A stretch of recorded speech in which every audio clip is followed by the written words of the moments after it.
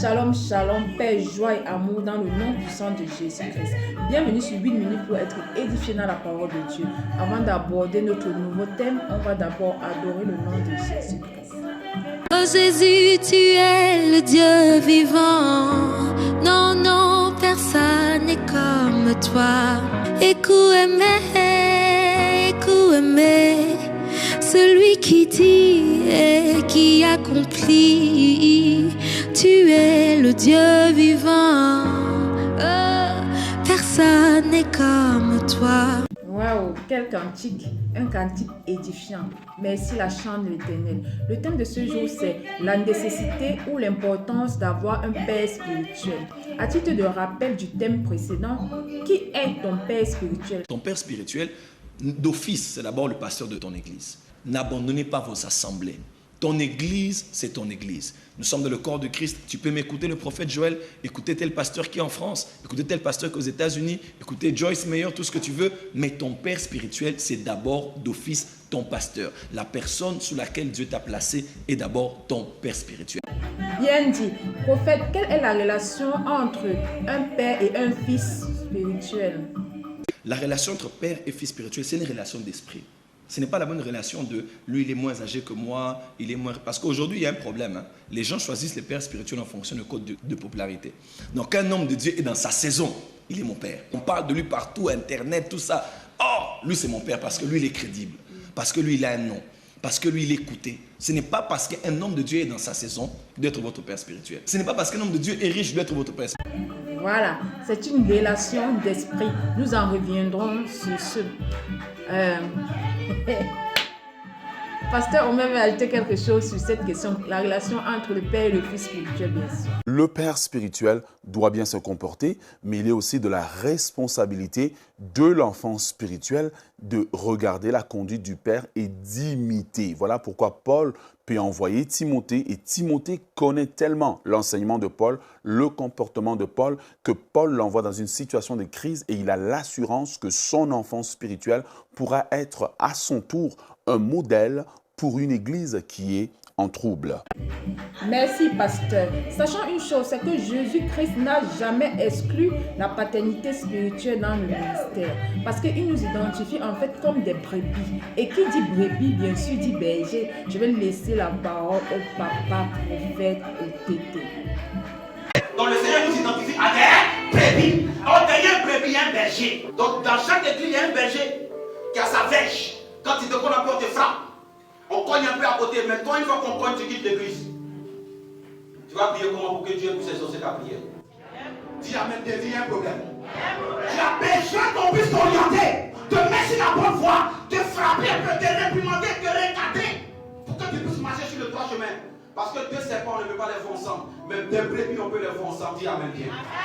Voilà, il ne faut pas quitter l'église. Tu as besoin d'être orienté, d'être guidé. Merci, papa prophète. Et quel est l'avantage d'avoir un père spirituel, bien sûr, ou la nécessité? Je vais laisser la parole au Bishop Ouattara.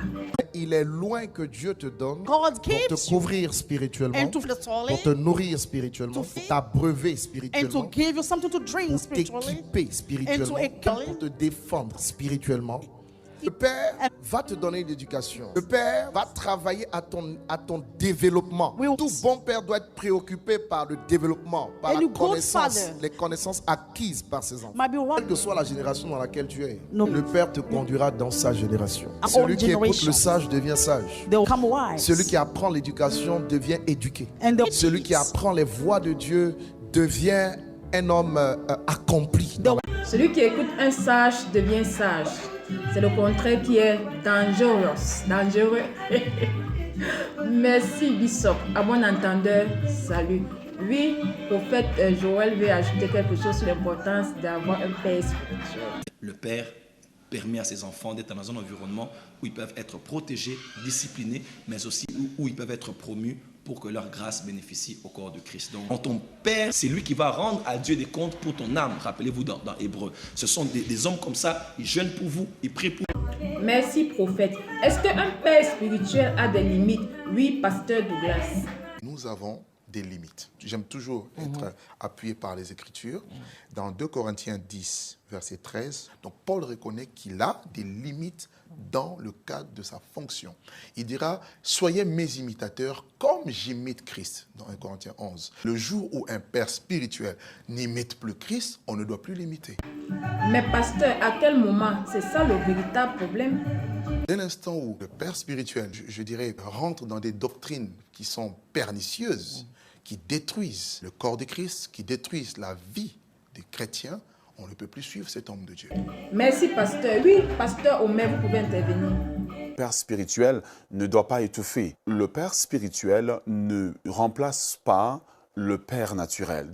Le père spirituel ne doit pas prendre le contrôle dans tous les domaines de la vie des gens, mais plutôt c'est quelqu'un qui émet un avis, c'est quelqu'un qui va être là aussi pour intercéder pour nous supporter, pour nous guider, afin que nous puissions justement grandir et nous développer et atteindre la plénitude de ce que le Seigneur a pour nous. Merci, pasteur. Nous revenons à cette question. Quelle est la différence entre le père spirituel et le mentor? Je vais laisser la parole au prophète Joël. Et notre Père, mais il met un homme qui le représente sur la terre, auprès de qui tu rends des comptes, qui te conduit et qui te guide, sous la couverture de laquelle tu te retrouves. C'est-à-dire que tu peux avoir un père spirituel et avoir beaucoup de mentors, et ça ne dérange pas du tout. Un mentor, c'est un maître. C'est quelqu'un qui est soit près de toi, soit loin de toi, soit mort, soit vivant. Il y a des gens, tu peux avoir un mentor, tu lis seulement ses livres. Vous voyez un peu? Donc, il y a des hommes comme ça, il est ton mentor, il est ton modèle, il est la personne à qui tu veux ressembler dans cette spécificité de ta vie. Oui. Donc, l'on peut avoir plusieurs facettes. Mais ton père spirituel, parce que par exemple, moi j'ai des fils spirituels, je dis, moi je suis ton père, mais dans un domaine que tu as là, moi je ne suis pas spécialiste. Lis tel livre, bien fréquente tel homme de Dieu. Et je suis totalement dans la sécurité parce que j'aime éduquer mes enfants. Merci prophète, c'est très bien expliqué. Pause. Dans le royaume des cieux, les choses n'arrivent pas à ceux qui entendent. Les choses arrivent à ceux qui croient. Nous y sommes. C'est quoi la finalité d'un père spirituel? Oui, pasteur Douglas. La finalité, c'est que nous allons présenter des âmes à Christ. Paul dit, nous devons présenter tout homme devenu parfait en Christ. C'est ça la responsabilité du Père. Ce n'est pas être Père juste pour être Père, mais c'est être Père pour léguer un héritage qui ne peut ni se corrompre, qui est l'Évangile. C'est pourquoi il dit, donc, je n'engendre pas par les sentiments, par la philosophie, mais par l'Évangile. Donc, ce qui nous unit, ce qui nous connecte, qui connecte le Père et le Fils, c'est l'Évangile. Or, si l'Évangile est mis de côté, je pense que cette relation aussi peut devenir douteuse. Merci, pasteur. En fait, ce qui connecte le Père et le Fils, c'est l'Évangile. Et aussi, les fils et les filles doivent prier pour leur berger ou leur père spirituel. Oui, pasteur Douglas. Je demanderai aussi aux chrétiens, ça aussi, c'est prier aussi pour les pères spirituels, pour qu'ils ne s'égarent pas. Parce qu'ils subissent aussi beaucoup de pression. Beaucoup d'attaques. La Bible dit frappe le berger afin que les troupeaux se dispersent. Donc, ils sont la cible numéro 1 de toutes les attaques du diable pour qu'ils s'égarent. Merci, pasteur. Voilà, priez les uns pour les autres. C'est ce que la parole de Dieu nous dit dans le livre de Jacques, chapitre 5 au verset 16. Nous sommes déjà à la fin de ce thème. Rendez-vous à un autre thème. Au revoir et à bientôt.